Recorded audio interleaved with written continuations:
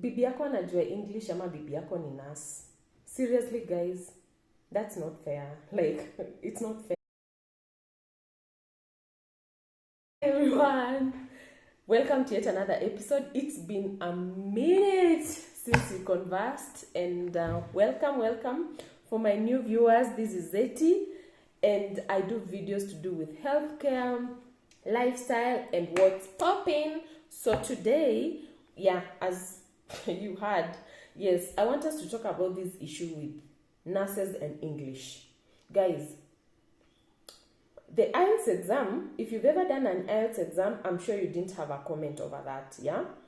And if you've never done an IELTS exam and you're the one commenting, I will challenge you, please just take that exam. You will respect someone who gets a 6, okay? And I'm sure people failed the IELTS exam because they didn't take time to look around and know what IELTS is about and what they are looking for. IELTS is not about only English. It's about how you present the English and how you do it the way they want you to do it, okay? So there's a way IELTS tests. They test in 3 areas, that is speaking, listening, and reading, okay? And in all these, they want you to do it in a specific way.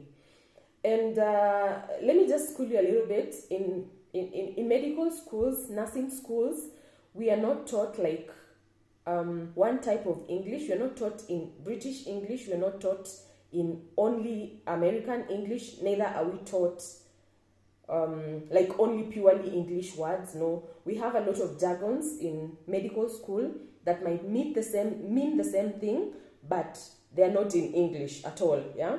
So these are the guys who've been trained in an environment that really does not respect what type of English it is, but we are communicating, all right? And also, too, I like to mention and take you a little bit back. When you're sick, when you're going to the hospital, you can't even express yourself, yeah? And if someone is talking for you, this person is either talking in Kiswahili or a mother tongue, and you see many of the healthcare workers are thrown in the village, okay, for practice purposes. So you're not so much into talking English, and when you go to hospital and find this doctor or nurse who wants to just talk in English, and the patient is trying to talk in Kiswahili and she's talking in English all the time, that looks like not a very good way, because we are taught on how to communicate with our patients and make sure that they understand what we are saying, okay? So I really vouch for the nurses, and I had to go out and do the IELTS myself. And before I did it, I really got interested to know, why would someone so knowledgeable like our nurses fail this exam, and not 1 or 2, like 90% of them are failing? No, there must be something that is so special with these IELTS that we've not really gotten hold of, okay? So I thank God I really passed my IELTS. I got a 7.5, and I'm sure I could have failed it if I didn't go out and research, okay? So I went on YouTube, and in this way I found out that one, IELTS tests, if you want to do, if you're following American English, do purely American English, even spelling and everything, okay? Because if you know, spellings are usually different. American and British English, the spellings are usually different. So if you are doing American, purely stick to American, okay? And that is one. And then 2, don't just rush into doing it. Give yourself like not less than 3 weeks to practice around it, so that you can get the gist of it before you do it. Don't just assume because you started training, you've been reading English the rest of your life, you've been communicating in English, you assume you can do IELTS tomorrow. You will fail, okay? So you need to go get materials. And there are so many materials on Google, on YouTube. There are so many free materials, free. You don't need to even subscribe to some tutors who will charge you an arm and a leg for a training. They are free materials. And for my case, I used 3, and I'll advise you to use not to go to more than 3 or 4 instructors, because they teach differently and you might get confused in between. So for my case, I used E2 language, and I used IELTS Liz. I'll link them below. and the third one is Best My IELTS. All of those I used, and IELTS Rob usually has the test scenarios. Yeah, so those are 4 links, 4 people that I used.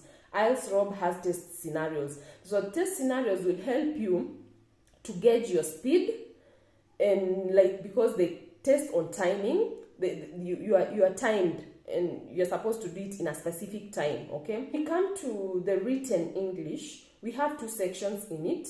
We have the writing like a letter, sort of short written, and then we have the essay, which is long. So in this writing, please check on your punctuation. This is the time during your preparation. Please check on your punctuation, on your spelling, especially punctuations and spelling, and also your word count. Yeah, if they say they want 500 words, but they don't go to 500, it's usually 250. So if it's 250, 260 is fine, but 240 is not fine. So either you go to that 250 itself, but 260 is fine. Okay, and also check, it's not the time to look for vocabularies, new vocabularies. No, you'd rather write simple English, which you understand and is clear and short and succinct to the point. Okay, and also when you come to IELTS, when you're arguing out a point in your essay, it's not how well you agree with the point. No, it's how well you can argue it out. Whether it's against your agreement, you don't agree with that anyhow, but you know you will get many points by going by that side, go for it.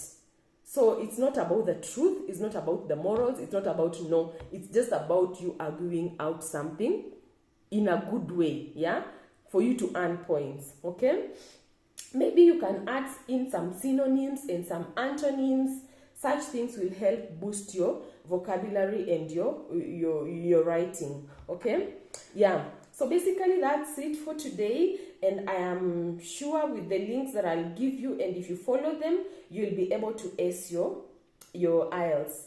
To my nurses, all the best, sis, all the best, bro. You will ace it. It's not hard. And with this, I also helped somebody do it, and he also got a 7. So it's just as easy as that. Okay, so loosen up and let's do this, and let's go to the UK. Mtatutumia euros, no pounds. Okay, so bye for now, and I love you all, and all the best from the bottom of my heart. Bye.